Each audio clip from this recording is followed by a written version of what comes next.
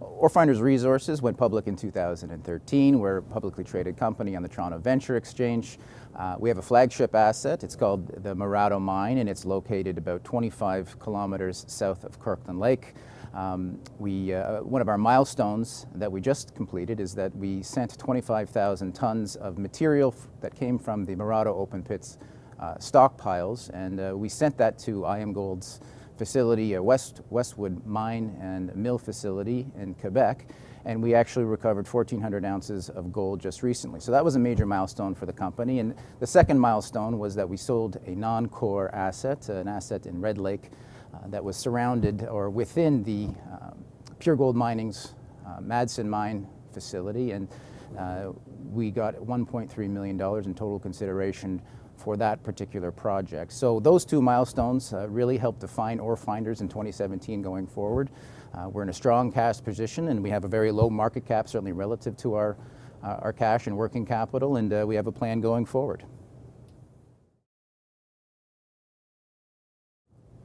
For the Morado project, our immediate focus is going to be putting a PEA on putting this project back into production on the near term. So we're going to be building off 2017's stockpile bulk sample project and attempting to put the Morado mine back into production on a sustained basis. And when I say a sustained basis, I mean we're going to be operating without building a mill for the foreseeable future, without having to implement the environmental constraints associated with putting a tailings facility. So we think that we can put the Morado mine back into production in the near term with very low capex. Orefinders has tremendous growth opportunities ahead of it in 2017 and the first half of 2018. I've spoken about how we're going to be able to generate free cash flow from putting our pit back into production. And what that free cash flow is going to go towards is really drilling, and that's how value is created in this business. And the primary areas of growth are going to be from drilling from where we have the Morado pit as it stands right now, and to an area just to the west called the MZ zone. And the Morado and the MZ zone have virtually identical geology. And the MZ, while it hasn't been drilled, we did an extensive extensive trenching program on 2014, but given the context of the market, we hadn't had the opportunity to drill it. So we feel that these two zones, while about 400 meters apart, are one. And so that's going to be an area of focus, and you're going to see that happen in the second half of 2017, where we're going to be doing some infill drilling. We're fully permitted to do so. We don't have to drill deep, and we think that's going to be a huge opportunity to expand the in-pit resources themselves. And the second area of opportunity is really more of a blue sky opportunity, what we call the north zone of the Morado, which is completely separate and distinct project from the south zone, or the open pit.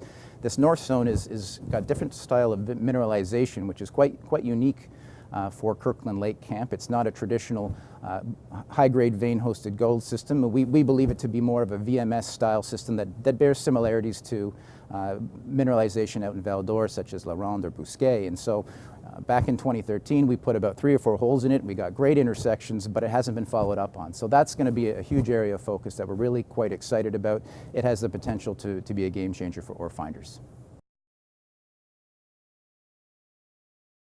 The major challenge that Orefinders has faced over the last 2 years is really market awareness. And I encourage everyone to do your own due diligence and take a look at Orefinders. You'll see our market cap is quite low, but you'll also notice that our working capital is certainly very robust relative to our market cap.